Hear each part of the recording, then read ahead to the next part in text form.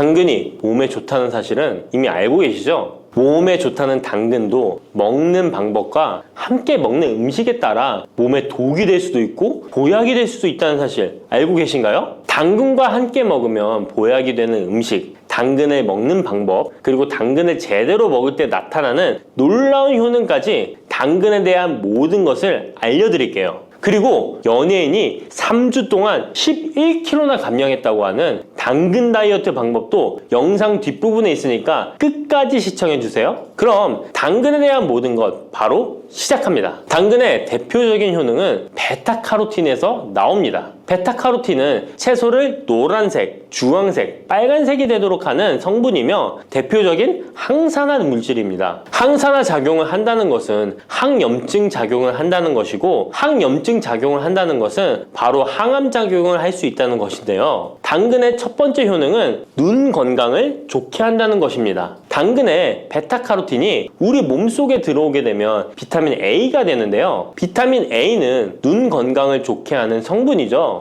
당근을 먹으면 눈이 좋아진다는 말을 많이 들어보셨나요? 눈 건강을 위해 루테인을 드시는 분들이 점점 많아지고 있습니다. 그렇다면 눈에 좋다는 루테인, 영양제를 먹는 것과 당근을 먹는 것은 어떤 차이가 있을까요? 영양제와 당근에는 모두 비타민 A, 루테인, 지아잔틴 등이 들어있어서 시력을 유지하고 눈의 노화를 방지해주며 황반 변성 등의 질환도 예방해줍니다. 당근에는 여기에 비타민 C, 비타민 K, 그리고 필수 미네랄이 더 있어서 항산화 효과 및 뼈 건강에도 도움을 받을 수가 있게 되고요. 우리가 혈액순환이 잘 안 될 때는 루테인 영양제를 드신다고 해도 효과에 한계가 있을 수 있어서 평소에 당근을 좀 더 드셔보시는 걸 추천해드립니다. 두 번째 당근의 효능은 노화 방지입니다. 이것도 베타카로틴의 효능과 관련이 있습니다. 노화가 된다는 것은 몸이 산화가 되고 염증이 많아진다는 것인데요. 염증이 몸 안에 곳곳에서 문제를 일으키게 되는 것이죠. 이런 염증을 없애주는 것이 바로 노화를 방지하는 건데요. 바로 당근의 베타카로틴과 비타민 C에는 강력한 항산화 작용으로 염증을 없애주고 노화를 방지해주는 것입니다. 세 번째 당근의 효능은 장을 건강하게 하고 당뇨를 예방한다는 것입니다. 요즘에 당근 주스 많이들 만들어 드시는데요. 착즙해서 드시는 분들 많으시죠? 약간 아쉬운 것은 착즙하고 남은 찌꺼기는 모두 버린다는 것입니다. 당근은 사실 식이섬유 폭탄이라고도 할 수 있는데요. 당근의 베타카로틴이 혈액 내의 염증을 제거하고 당근의 식이섬유는 장 속의 노폐물을 제거하는 역할을 해줍니다. 장 속의 유산균이 살아가려면 유산균의 먹이가 있어야 되는데요. 이 먹이를 프리바이오틱스라고 합니다. 그리고 프리바이오틱스의 역할을 해주는 것이 바로 당근의 식이섬유입니다. 또한 식이섬유는 당을 흡착하여 배출해주는 효능이 있습니다. 이 효능은 당이 우리 몸에 흡수되는 속도를 늦춰주기 때문에 혈당이 급격하게 오르는 것을 막아주게 됩니다. 이런 과정은 당뇨를 예방하는데 아주 탁월한 효능을 발휘하는 것이죠. 네 번째 당근의 효능은 암을 예방하는 것입니다. 암이 발생하는 여러 이유 중 하나는 염증이 계속해서 발생하기 때문인데요. 폐에 염증이 반복해서 발생하면 폐암이 될 가능성이 높고 위에 염증이 반복해서 발생하게 되면 위암이 될 가능성이 높은 것이죠. 또 한 가지 경우는 혈액순환이 잘 되지 않는 곳에 암이 발생할 가능성이 높아집니다. 혈액순환이 잘 되지 않게 되면 그곳에 영양분이 잘 전달되지 않고 문제가 생겨도 회복이 더디거나 악화가 될 가능성이 높아져서 결국 암으로 발전하게 된다는 것입니다. 이러한 문제들을 해결해주는 것이 바로 항산화 성분이고 당근의 베타카로틴이 강력한 항산화 작용을 하여 암을 예방할 수 있는 것입니다. 간혹 흡연을 하는 분들이 베타카로틴을 섭취하면 폐암의 발병률이 높아진다고 하여 당근 섭취를 꺼리시는 분들이 있는데요. 걱정하지 않으셔도 됩니다. 암 발생은 당근과는 아무런 관련이 없습니다. 폐암이 발생했던 실험군은 당근을 섭취한 것이 아니고 베타카로틴 영양제를 섭취하는 것이었으며 당근을 섭취한 실험군은 오히려 암 발병률이 낮았다는 연구 결과가 있습니다. 다섯 번째 당근의 효능은 치매 예방입니다. 베타카로틴은 뇌혈관에도 작용을 하게 되는데요. 뇌혈관에 쌓이는 베타 아밀로이드를 제거하여 뇌신경을 활성화시켜주는 역할을 해줍니다. 이렇게 뇌신경이 활성화되면 기억력과 학습 능력이 향상되고 치매를 예방할 수 있게 되죠. 치매는 발병이 되면 치료하는 것은 거의 불가능해서 예방이 정말 중요한데요. 치매를 예방하는 데 가장 중요한 것이 혈관을 깨끗하게 하는 것입니다. 당근의 베타카로틴이 혈관을 깨끗하게 해주는 효능이 있으니 당근을 매일 하나씩 꾸준히 섭취하여 치매를 예방하시길 추천드립니다. 6번째 당근의 효능은 바로 다이어트에 효과적이라는 것입니다. 여성 연예인이 당근 다이어트로 3주 동안 11kg을 감량한 사실도 있는데요. 이런 효과를 누릴 수 있는 이유가 당근에 함유된 식이섬유 때문입니다. 풍부한 식이섬유는 포만감을 주고 섭취한 당 성분과 지방 성분을 배출시켜주는 역할을 하기 때문에 다이어트에 탁월한 효능이 있는 것이죠. 그렇다면 연예인이 활용했던 당근 다이어트 레시피 지금부터 알려드릴게요.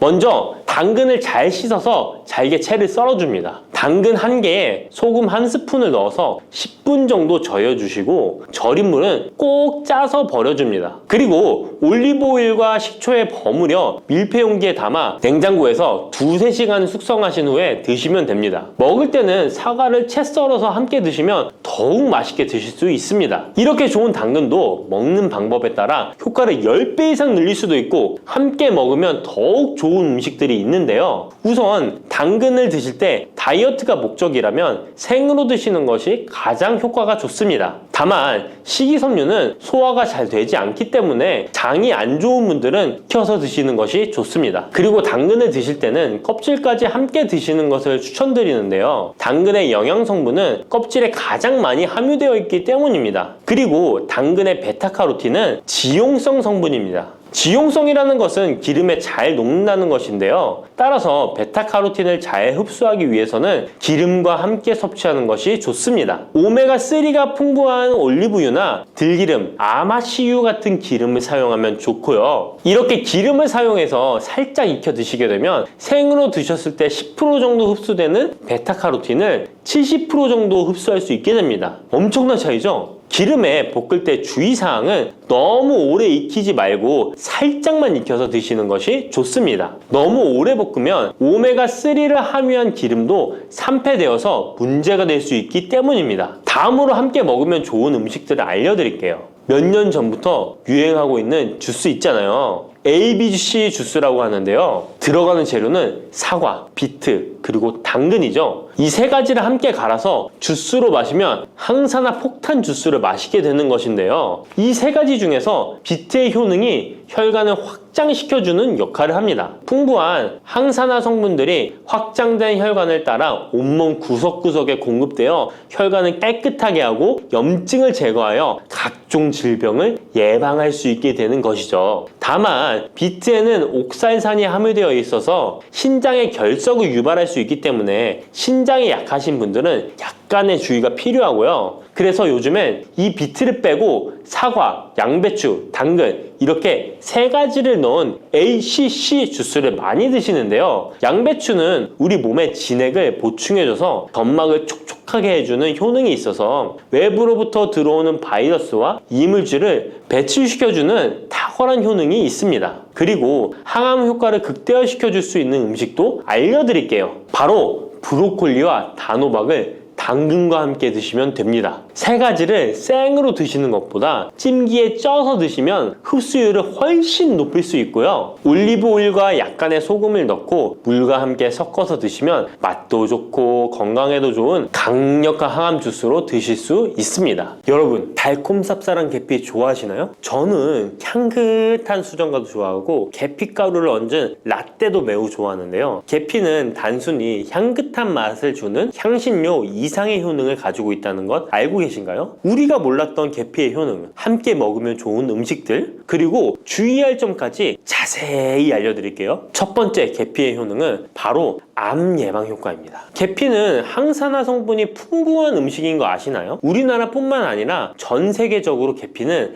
많은 사랑을 받고 있는데요. 향이 좋을 뿐만 아니라 계피의 효능 또한 뛰어나기 때문입니다. 계피에는 항산화 물질이 함유되어 있는데요. 이런 항산화 물질은 우리 몸의 세포가 노화되거나 손상되는 것을 막아주는 역할을 합니다. 특히 계피에 들어있는 시나믹 알데하이드라는 성분이 강력한 항암 효과를 가지고 있어 암세포의 성장을 억제하는 효과가 있는 것이죠. 연구에 따르면 계피는 특히 대장암이나 간암 예방에 효과적일 수 있다고 하는데요. 계피에는 항산화 물질인 폴리페놀이 풍부하게 함유되어 자유라디칼이라고 불리는 유해한 분자로부터 세포를 보호하는 역할을 합니다. 자유라디칼은 암 예방과 관련된 DNA 손상을 일으킬 수 있으므로 항산화 작용을 통해 암 예방에 도움을 줄 수 있습니다. 꾸준히 섭취하면 암 예방에 큰 도움이 될 수 있겠죠? 계피의 놀라운 효능 두 번째는 탁월한 콜레스테롤 관리입니다. 계피는 콜레스테롤 수치 조절에도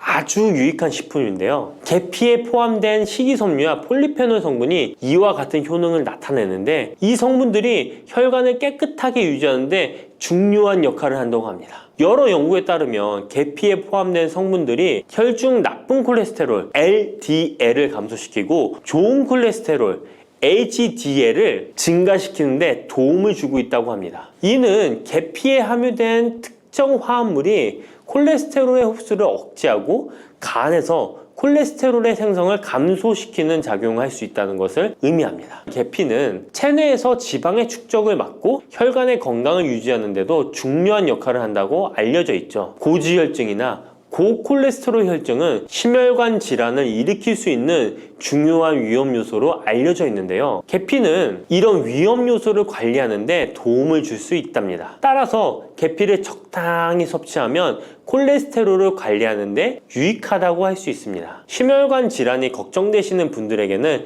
정말 좋은 식품이죠. 세 번째, 계피의 아주 놀라운 효능은 바로 당뇨병 예방입니다. 당뇨병은 많은 분들이 고통받고 있는 질병이죠. 주위에 당뇨병 때문에 혈당 관리하시는 분들 자주 볼 수 있는데요. 그런데 계피가 당뇨병 관리에 큰 도움이 된다고 하니 놀랍지 않나요? 계피에 함유된 크로모라는 성분이 인슐린 민감성을 높여주어 혈당 수치를 안정시키는데 도움을 줄 수 있다고 하는데요. 연구에 따르면 계피를 꾸준히 섭취한 사람들은 식후 혈당이 급격하게 상승하는 것을 막을 수 있다고 합니다. 또한 계피에 포함된 시나믹 알데하이드 성분이 인슐린 민감도를 높여주고 혈당 수치를 안정시키는데 도움을 준다고 알려져 있죠. 이 성분이 인슐린이 더 잘 작용하도록 돕기 때문에 혈당을 효과적으로 조절하는데 도움을 주는 역할을 할 수 있습니다. 우리나라보다 더 계피를 좋아하는 인도에서 계피 섭취와 대사증후군에 관련한 실험이 진행되었는데요. 인도 델리 학교에서 진행한 실험 연구에 따르면 대사증후군이 있는 116명을 두 그룹으로 나눈 뒤 16주간 한 그룹은 계피 추출물을 섭취하고 다른 한 그룹은 계피가루가 들어있다고 속인 가짜 약을 섭취하게 했는데요. 16주 뒤 확인했더니 계피 추출물을 먹은 그룹은 가짜 약을 먹은 그룹에 비해 대사증후군에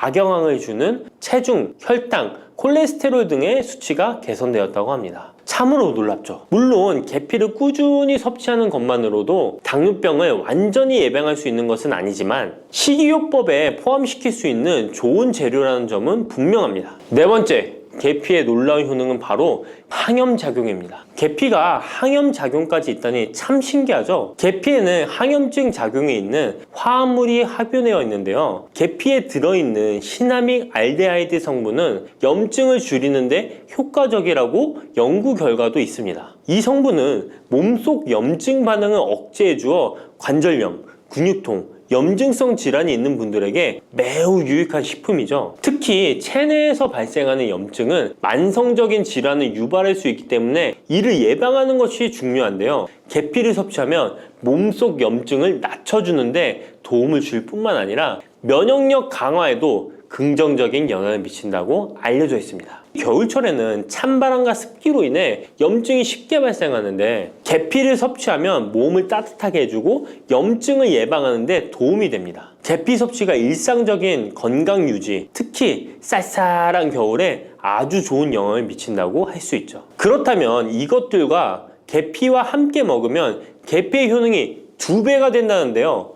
계피와 함께 먹으면 더 좋은 음식은 무엇일까요? 바로 알려드릴게요. 계피와 함께 먹으면 좋은 음식 첫 번째는 요거트입니다. 계피를 요거트와 함께 먹으면 정말 맛있고 건강에도 좋다는 거 아시는 분 있나요? 혹시 그릭 요거트나 프로바이오틱스 같은 단어들 들어보셨죠? 요거트에는 단백질, 칼슘, 프로바이오틱스 등의 영양소가 풍부하게 함유되어 있는데요. 요거트는 발효식품으로 몸에 좋은 프로바이오틱스가 풍부해서 장 건강에 도움을 주는데 계피와 요거트를 함께 섭취하면 서로 시너지 효과를 낼 수 있습니다. 그리고 계피의 항염작용과 혈당 안정 효과가 더해져서 건강을 더욱 향상시킬 수 있죠. 요거트에 계피를 넣으면 소화 기능을 개선하고 특히 요거트에 계피를 넣으면 체내 지방을 태우는데 도움이 되는 효과가 있어 요거트와 계피를 함께 섭취하면 소화를 돋고 체중 관리에도 매우 좋습니다. 그게 다가 아니죠. 계피의 매콤달콤한 향이 요거트와 잘 어울려 맛있게 즐길 수 있습니다. 요거트를 자주 드시는 분들은 꼭 한번 계피를 뿌려서 드셔보세요. 샐러드 드실 때 드레싱으로 요거트를 사용한 뒤 그 위에 계피가루 톡톡 뿌려서 드시는 것도 아주 좋은 계피와 요거트 활용법입니다. 계피와 찰떡궁합인 식품 두 번째는 사과입니다. 계피와 사과는 정말 잘 어울리는 조합인 거 아시나요? 사과에는 비타민C와 식이섬유, 항산화 성분이 풍부해서 면역력 강화와 소화에 도움을 주는 과일인데요. 계피는 당뇨병 예방과 관리에 도움을 주며 혈당 조절에 효과적인데요. 계피와 사과를 함께 먹으면 두 가지 재료의 장점이 더해져 더욱 효과적인 건강 관리가 가능하다는 것이에요. 그리고 이 두 가지가 만나면 체중 관리에도 큰 도움이 된다니 같이 안 먹을 이유가 없겠죠. 맛 또한 더욱 좋아지는데요. 계피는 사과의 달콤한 맛을 더욱 풍부하게 만들어주는데 서양에서는 디저트로 사과파이에 계피가루를 얹어 향긋하게 즐기는 게 유명하죠. 같이 섭취할 때는 사과에 계피를 뿌려서 간단히 먹거나 사과를 얇게 썰어 계피를 뿌려 먹으면 더욱 맛있고 건강한 간식이 될 수 있다는 것 기억해 주세요. 세 번째, 계피와 먹으면 좋은 음식은 바로 커피입니다. 계피와 커피는 정말 좋은 궁합을 자랑한다는 거 아셨나요? 커피는 카페인 덕분에 활력을 주는 음료인데요. 커피의 쓴맛이 사람마다 호불호가 갈릴 수 있습니다. 그런데 계피를 커피에 넣으면 그 쓴맛이 부드럽게 변화하면서 더 풍부하고 깊은 맛을 느낄 수 있는데요. 계피가 커피의 쓴맛을 부드럽게 감싸주기 때문에 커피를 마시는 동안에 입안에 더 부드러운 느낌을 주게 되는 것이죠. 계피는 항염증 효과와 항산화 효과가 뛰어나서 커피와 함께 마시면 건강 효과도 한층 더 올라가는데요. 커피 자체에도 많은 항산화 물질이 포함되어 있는데 계피 역시 강력한 항산화 성분을 가지고 있기 때문에 둘을 합쳐 마시면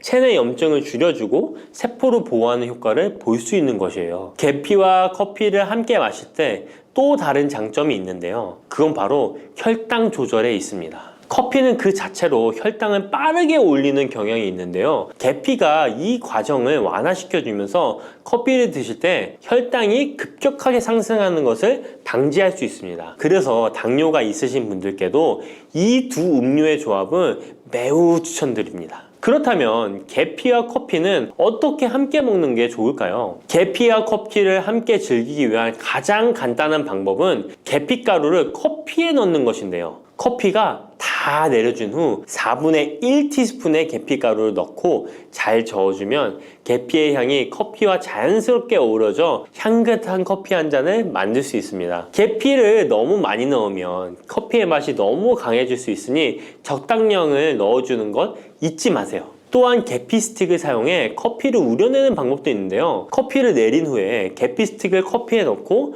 몇 분간 우려내면 계피의 향이 은은하게 배어들어 훨씬 더 맛있고 건강한 커피를 즐길 수 있습니다. 계피 스틱을 사용하면 시각적으로도 멋진 효과를 줄 수 있기 때문에 커피를 더욱 고급스럽고 멋스럽게 즐기고 싶다면 계피와 커피 꼭 한번 같이 우려보세요. 계피와 찰떡궁합 꿀조합을 알려드렸다면 이번에는 계피와 함께 먹으면 몸에 해가 되는 음식이 있다는 것을 알고 계신가요?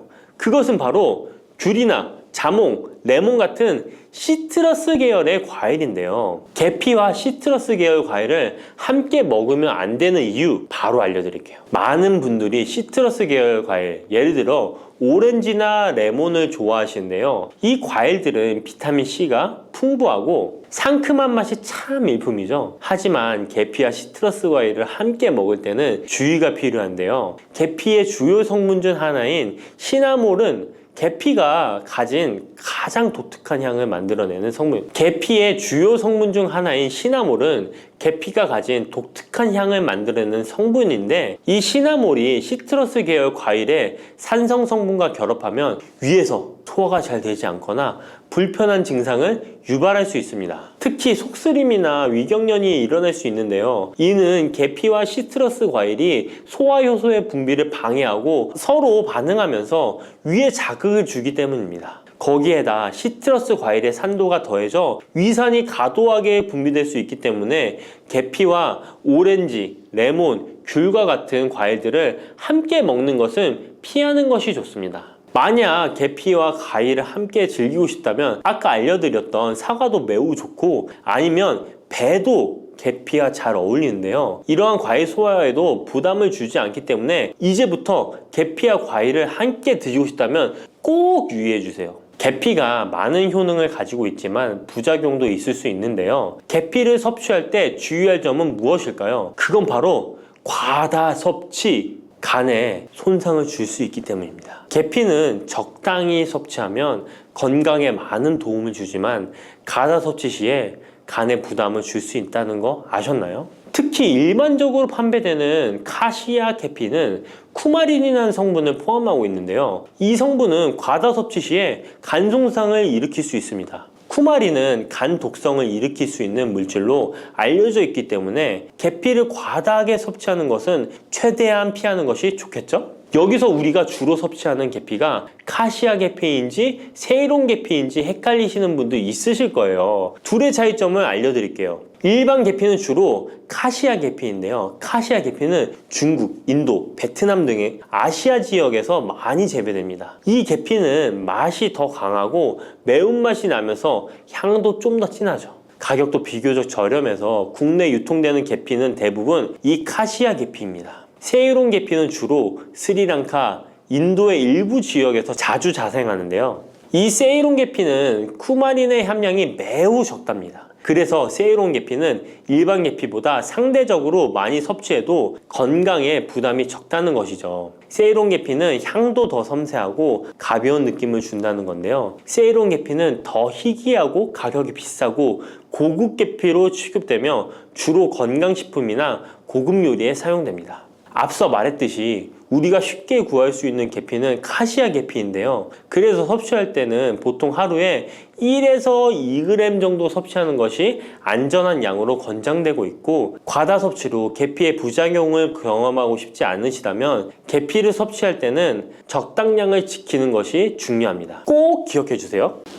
달콤하면서도 신맛이 나고 약간은 쓴맛과 짠맛까지 느껴지는 아주 신비로운 열매, 무엇인지 아시나요? 아시는 분들은 많으시죠? 바로 오미자입니다. 오미자는 5가지 맛이 난다고 해서 붙여진 이름이죠.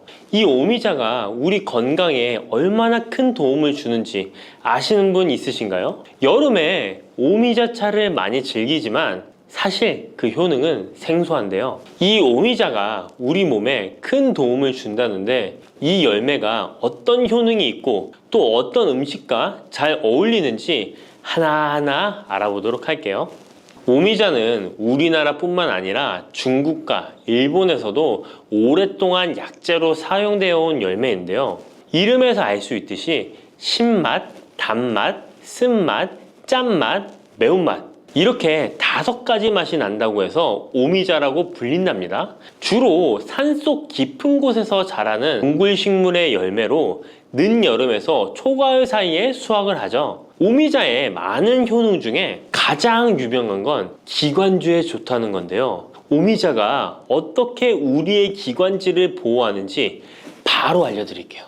요즘 미세먼지나 환절기, 건조한 날씨 때문에 기관지가 불편한 분들 많으시죠? 기침이 자주 나고 목이 따갑거나 가래가 끓는 느낌이 드신다면 기관지가 약해져 있을 가능성이 큰데요. 이럴 때 오미자가 효과가 좋다는 거 알고 있으신가요? 오미자에는 쉬잔드린과 고미신이라는 성분이 풍부하게 들어있는데요. 쉬잔드린은 주로 기침 억제와 거담 작용을 통해 기관지 건강에 도움을 줄 수 있는 성분입니다. 거담 작용이란 기관지 내의 가래를 제거하는 것을 말하는 것이고, 또한 기침 반사를 억제하여 과도한 기침을 완화시키는 데 도움을 주는데요. 특히 만성 기침이나 기관지염과 관련된 기침 증상을 완화시키는데 탁월한 효과를 보입니다. 또 이 성분들은 기관지 점막을 보호하고 염증을 줄여주는 역할도 해주는데요. 쉽게 말해서 기관지 점막을 튼튼하게 만들어서 외부 자극으로부터 보호해주는 것이죠. 오미자는 기관지 확장 효과도 가지고 있는데요. 기관지가 좁아지면 숨쉬기가 답답하고 가래가 쉽게 끼게 되는데, 오미자가 기관지를 확장해주면서 원활한 호흡을 도와주는 것입니다. 그래서 천식이나 만성 기관지염이 있는 분들에게는 최고의 식품인 것이죠. 특히 가래가 끈적하고 잘 나오지 않을 때 오미자차를 따뜻하게 마셔주면 한결 편해지는 것을 느낄 수 있습니다. 이렇게 기관지 건강을 지켜주는 오미자, 정말 대단하죠? 오미자의 놀라운 효능 두 번째는 당뇨 예방입니다. 현대인들에게 점점 더 흔해지고 있는 질환 중 하나가 바로 당뇨인데요. 당뇨병은 한 번 걸리면 평생 관리해야 하는 질환이기 때문에 예방이 무엇보다 중요한 거 다 아시죠? 그런데 오미자가 당뇨 예방에 아주 좋은 역할을 한다는 사실 알고 계셨나요? 오미자는 혈당을 조절하는데 도움을 주는 식품인데요. 이는 아까 알려드렸던 오미자에 포함된 시잔드린이라는 성분과 항산화 성분 덕분입니다. 이 성분은 인슐린 저항성을 낮춰주고 혈당을 안정적으로 유지하는 데 도움을 주는데요. 쉽게 말해 혈당이 갑자기 확 오르는 것을 막아준다는 것이죠. 또한 오미자는 췌장의 기능을 강화하는 데도 효과적인데요. 오미자에는 항산화 물질인 폴리페놀이 풍부하게 함유되어 있다는 거 아셨나요? 항산화 물질은 췌장을 포함한 신체 조직을 산화 스트레스로부터 보호하고 췌장의 건강을 유지하는 도움을 주는데요. 췌장은 우리 몸에서 인슐린을 생성하는 중요한 기관인데, 오미자가 췌장의 기능을 활성화시켜서 인슐린 분비를 촉진하는데 도움을 주기 때문에 혈당 조절이 어려운 분들에게는 오미자가 특히 도움이 될 수 있겠죠. 뿐만 아니라 오미자에는 체내에서 혈당이 과도하게 상승하는 것을 방지하는 역할도 하는데요. 식사 후 혈당이 급격하게 오르는 것을 막아주고 당이 천천히 흡수되도록 도와줍니다. 그래서 평소 혈당이 높거나 당뇨가 걱정되시는 분들은 오미자를 꾸준히 섭취해 보시면 많은 도움이 될 수 있습니다. 오미자의 놀라운 건강 효과 세 번째는 콩팥 건강에 도움을 주는 겁니다. 오미자가 신장 건강에 좋다니 참 놀랐죠? 콩팥, 즉 신장은 우리 몸에 노폐물을 걸러내고 체내 수분을 조절하는 중요한 역할을 하는데요. 그런데 나이가 들면서 신장 기능이 약해지는 경우가 많고, 특히 당뇨나 고혈압을 앓고 계신 분들은 신장 건강을 더욱 신경 써야 하는 거 다 아시죠? 이때 도움을 줄 수 있는 것이 바로 오미자인데요. 오미자는 신장의 기능을 보호하고 강화하는데 도움을 주는 약재로 오래전부터 사용되어 왔습니다. 한방에서도 신장 기능이 약해져서 몸이 자주 붓거나 소변을 자주 보게 되는 증상에 오미자를 처방하곤 하는데요. 오미자는 신장의 혈액순환을 원활하게 하고 신장이 제 기능을 할 수 있도록 도와줍니다. 오미자에는 고미신이라는 성분이 들어있는데요. 오미자의 고미신 A, B, N 성분은 항염 효과가 뛰어나 신장의 염증 반응을 줄이는 데 도움이 됩니다. 신장의 염증을 억제하면 단백뇨와 같은 증상이 완화될 수 있으며, 또한 오미자는 이뇨작용을 촉진하여 신장이 원활하게 노폐물을 배출하도록 도와주니 신장 건강을 지키는데 도움이 되는 것이죠. 오미자는 체내 수분 밸런스를 조절하는 데도 좋은데요. 몸이 자주 붓는다면 오미자를 꾸준히 섭취하는 것이 도움이 될 수 있습니다. 신장의 기능이 약해지면 몸속 노폐물이 원활하게 배출되지 못하고 수분이 정체되면서 부종이 생길 수 있는데요. 오미자는 이 같은 부종을 완화하는데 효과적이니 신장 건강을 위해 오미자 꼭 드셔야겠죠. 오미자의 효능 네 번째는 면역력 강화입니다. 면역력은 우리 몸을 각종 질병으로부터 보호하는 중요한 요소인데요. 나이가 들수록 면역력이 떨어지면서 감기나 기타 질병에 쉽게 걸릴 수 있기 때문에 면역력을 강화하는 것이 중요하다는 것 다들 알고 계시죠? 면역력 강화에 오미자가 좋은 작용을 해주는데요. 오미자에는 폴리페놀, 안토시아닌 등 강력한 항산화 성분을 함유하고 있습니다. 이런 항산화 성분들은 우리 몸의 면역력을 높이는 데 도움을 주는 것이죠. 특히 폴리페놀과 폴라보노이드 성분이 풍부해서 우리 몸의 세포를 손상으로부터 보호하고 염증 반응을 감소시키고 면역 체계를 강화할 수 있는데요. 오미자의 항염증 작용은 면역력을 유지하는 데 도움을 주고 활성산소를 제거하는 역할도 하기 때문에 면역력뿐만 아니라 노화 방지에도 효과적이죠. 또한 오미자는 우리 몸의 백혈구 수치를 증가시키는데 도움을 줄 수 있다는 것 아셨나요? 백혈구는 외부에서 침입하는 바이러스나 박테리아를 공격하는 역할을 하는 중요한 세포인데 오미자를 섭취하면 백혈구의 활동이 활발해지면서 감염 예방에 도움을 받을 수 있습니다. 오미자의 놀라운 건강 효과 다섯 번째는 피로 회복입니다. 우리 몸이 피곤할 때 단순히 잠을 많이 잔다고 해서 피로가 쉽게 풀리지 않을 때가 있지 않으신가요? 특히 중년과 노년층이 되면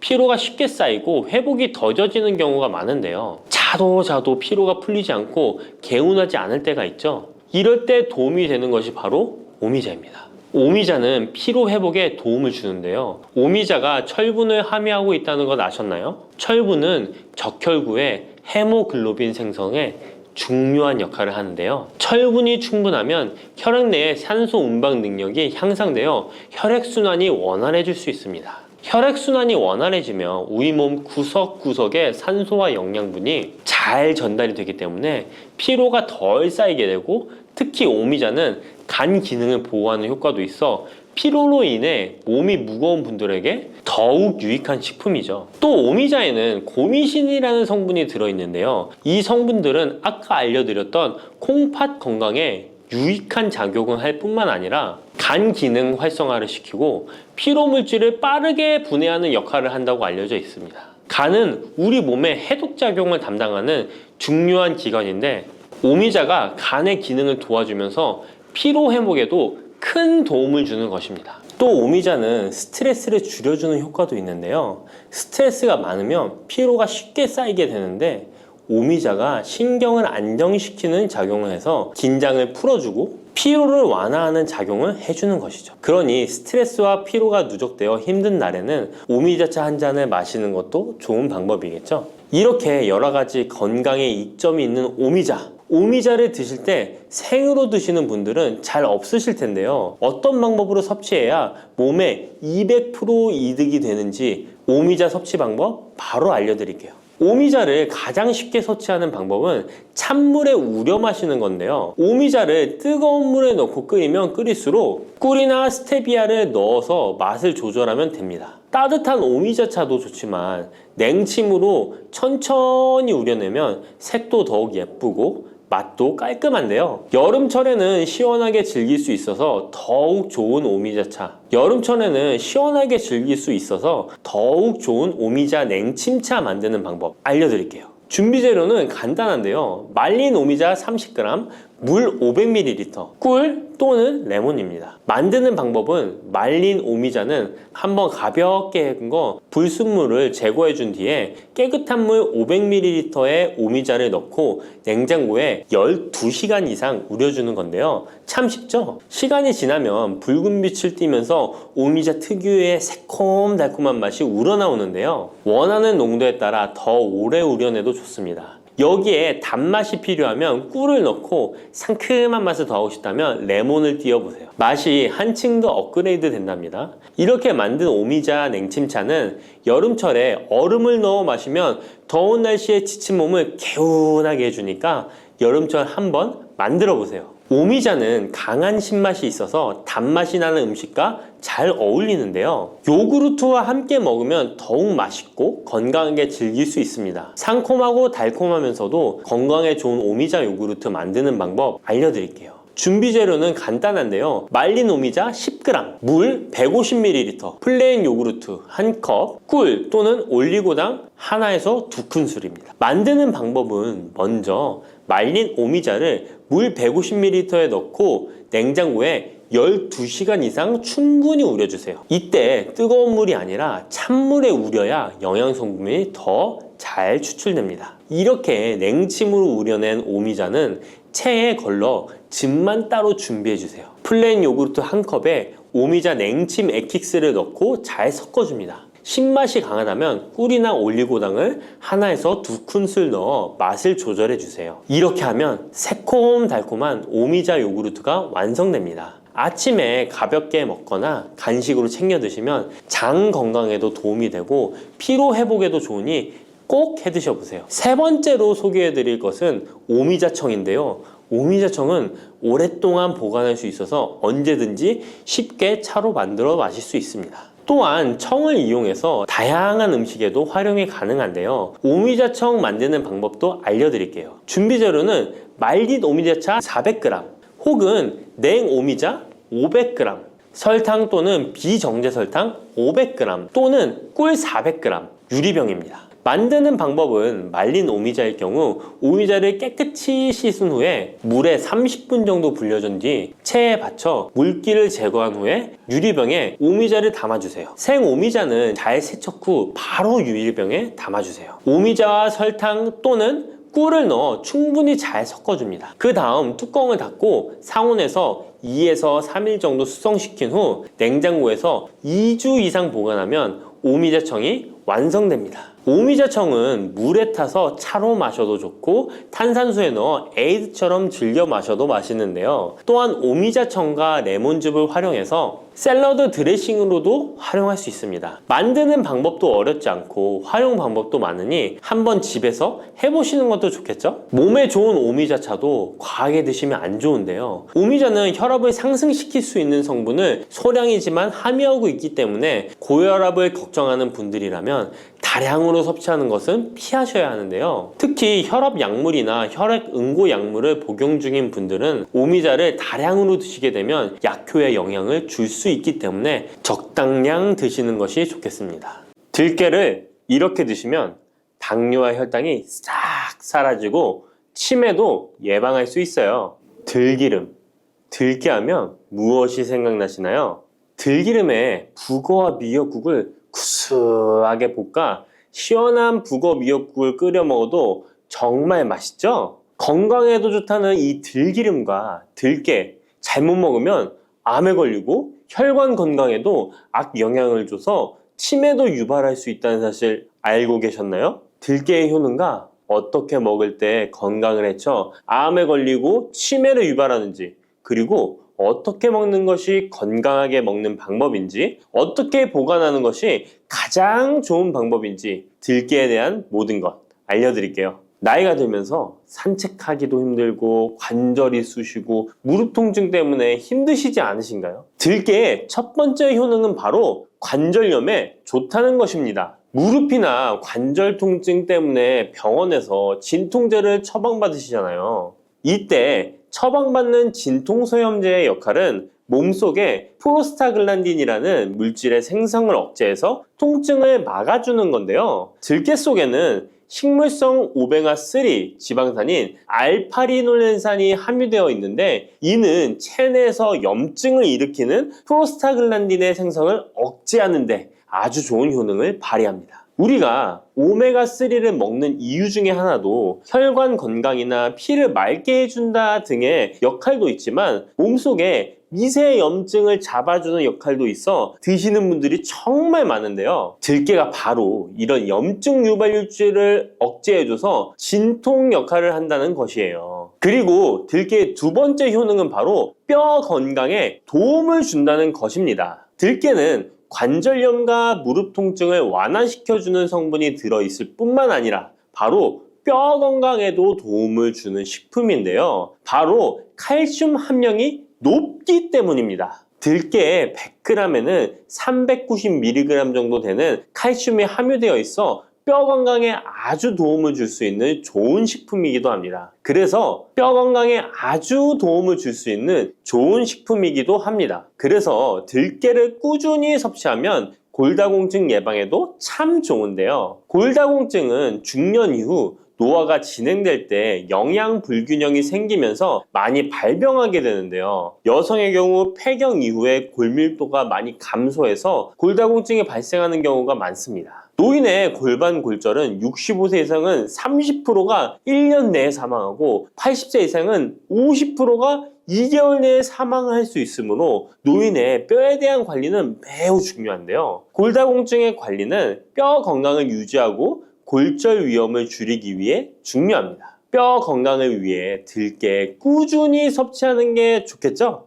나이가 들면서 깜빡깜빡하는 일이 잦아지고 기억력이 떨어져 고민되시는 분이 많으시죠? 이제 걱정하지 마세요. 세 번째 들깨 효능은 바로 뇌 건강, 뇌신경을 튼튼하게 해주고 기억력을 높여주며 치매를 예방하는 데 도움을 준다는 것입니다. 이렇게 좋은 효능이 있는 이유는 들깨에 바로 아까 잠깐 말씀드린 오메가3가 풍부하게 함유되어 있기 때문입니다. 오메가3는 등푸른 생선에 많이 함유되어 있다고 알고 계시잖아요. 이것은 동물성 오메가3고요. 식물성 오메가3인 알파리놀렌산이 들깨에 많이 함유되어 있는데요. 들깨에 함유된 지방산 중에서 60%가 바로 알파리놀렌산입니다. 이 알파리놀렌산은 뇌신경 보호에 탁월한 효과가 있는데요. 어떻게 뇌신경을 보호하느냐? 뇌신경에 염증을 일으켜 망가뜨리는 사이토카인이라는 물질이 있는데요. 이런 사이토카인 물질의 분비를 감소시키고요. 또 알츠하이머 치매 환자의 뇌에 많이 발견되는 비정상적인 단백질인 베타 아밀로이드도 바로 이 알파리놀렌산이 감소시키기 때문입니다. 참치에 많이 함유되어 있다는 DHA 들어보셨죠? DHA가 바로 대표적인 뇌기능 강화 물질인데요. 이 DHA가 기억을 높이는 데 도움을 주고 학습 능력 또한 좋게 하는데요. 이 DH는 체내에 합성되지 않아 식품으로 섭취를 해야 합니다. 들깨에 함유된 알파리놀렌산이 흡수될 때 바로 이 DHA로 전환이 됩니다. 어린이 전용 오메가3 같은 경우도 성인보다는 EPA보다 DHA 함유량이 높은 영양제도 많죠? 들깨가 뇌신경, 뇌 건강에 좋은 이유가 바로 이겁니다. 네 번째 들깨의 효능은 심장을 건강하게 하고 뇌혈관의 노화를 막아주는데 도움을 준다는 것입니다. 알파리놀렌산이 체내에 흡수될 때 DHA로 변환된다고 했잖아요. 그뿐 아니라 바로 EPA로도 변환이 되는데요. 이 EPA가 어떤 역할을 하냐면 바로 혈소판 응집을 억제해 혈관에 혈전이 생기는 것을 방지하는 효능이 있습니다. 그리고 혈관을 튼튼하게 하는 효능과 혈액의 중성지방과 나쁜 콜레스테롤인 LDL을 낮추고 좋은 콜레스테롤인 HDL을 높여주는 역할도 합니다. 미국의 심장협회에서는 허혈성 뇌졸중, 심장마비로 인한 돌연사, 관상동맥 질환 등의 위험을 감소시키기 위해 매주 1에서 2회 이상 오메가3 지방산이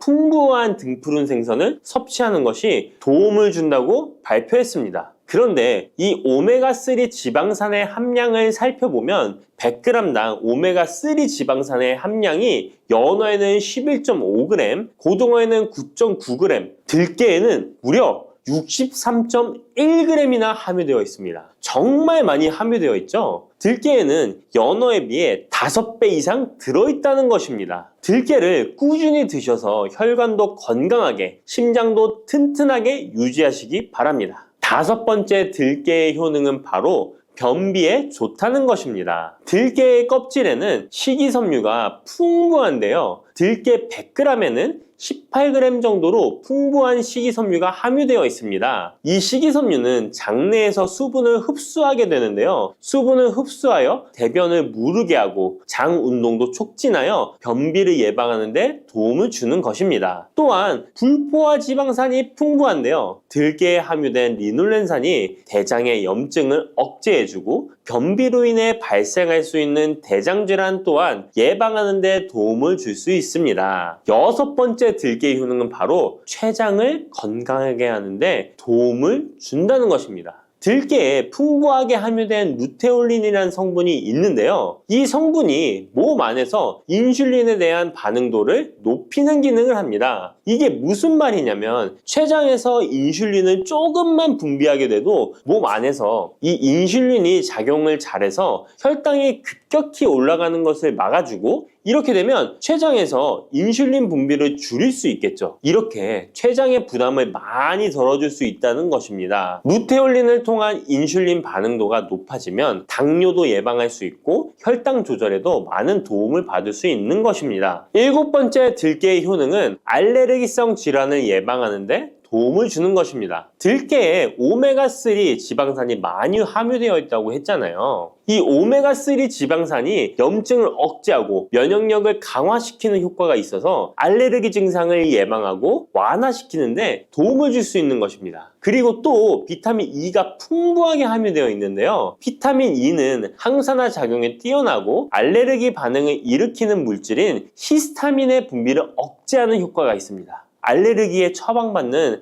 항히스타민제와 비슷한 기전이라고도 어찌 보면 볼 수 있겠죠. 8번째 들깨의 효능은 빈혈에 좋다는 것입니다. 들깨 100g에는 철분이 약 14mg 정도로 함유되어 있는데요. 이는 시금치의 약 2배에 해당됩니다. 시금치보다도 철분 함량이 높아 빈혈에 도움을 줄 수 있는 것이고 그뿐만 아니라 들깨에 함유된 비타민 B1, 2는 조혈작용을 도와주는데요. 조혈작용이란 혈액 속의 혈구를 만들어내는 과정을 말합니다. 빈혈이 있는 분들이 들깨를 꾸준히 드신다면 빈혈을 개선하는데 많은 도움을 받을 수 있는 것이죠. 자, 그런데 이렇게 좋은 들깨도 가장 취약한 단점이 있습니다. 그것은 바로 열에 약하고 쉽게 산패된다는 것입니다. 일반적으로 통들깨보다는 들기름으로 많이들 섭취하게 되시는데요. 이 들기름을 짤 때의 방법이 중요합니다. 보통은 200도 이상으로 들깨를 달달 볶아서 기름을 짜게 되는데요. 이때 몸에 좋은 오메가3 지방산이 대부분 파괴가 됩니다. 그래서 들기름을 드실 때는 저온에서 압착한 기름을 사용하시는 것이 좋습니다. 저온에서 압착한 기름은 제가 하단 링크에 있으니까 잘 구경해 보세요. 저온 압착유 또는 생들기름이라고도 하는데요. 이 기름을 요리에 사용할 때에도 열에 오랫동안 가열하지 마시고 요리가 끝나갈 무렵에 들기름을 넣어주시거나 먹기 직전에 드레싱을 하여 드시는 것이 좋습니다. 들기름은 또한 산패가 쉽게 되는데요. 들기름이 산패되면 벤조피렌이 생성되게 되는데 이게 1급 발암물질입니다. 산패된 들기름을 지속적으로 드시게 되면 발암물질을 계속 먹게 되는 것이죠. 그래서 들기름의 사용기한을 지켜주시는 것이 좋은데요. 보통은 2달 이내로 드시는 것이 좋고 개봉을 하셨다면 1달 이내에 소비하시는 것을 권장드립니다. 보관 방법도 정말 중요한데요. 신문지나 검은 비닐 등으로 감싸서 빛을 차단하고 밀봉한 상태에서 반드시 냉장 보관하시기 바랍니다. 만약 실온에 두신다면 들기름의 산패는 급속히 진행되기 때문입니다. 그런데 이 들기름을 오래 보관할 수 있는 방법도 있는데요. 그것은 참기름과 섞어서 보관하시는 것입니다. 참기름에는 비타민 E와 세사몰이라는 성분이 있는데요. 이 성분이 산패를 막아주는 데 도움을 줍니다. 이 세사몰이라는 성분은 참기름을 고온에 볶거나 기름을 짜는 과정에서 생성되는 물질인데요. 이 때문에 다른 기름에 비해 참기름이 산패가 느리고 지속성이 좋은 것이죠. 그래서 들기름과 참기름을 7:3 또는 8:2 정도로 섞어서 보관하시면 조금 더 오래 보관하실 수 있습니다. 그런데 들깨를 기름으로 드시게 되면 들깨 껍질을 섭취할 수 없는데요. 들깨 껍질에 몸에 좋은 식이섬유와 대표적인 항산화 물질인 폴리페놀 성분들을 다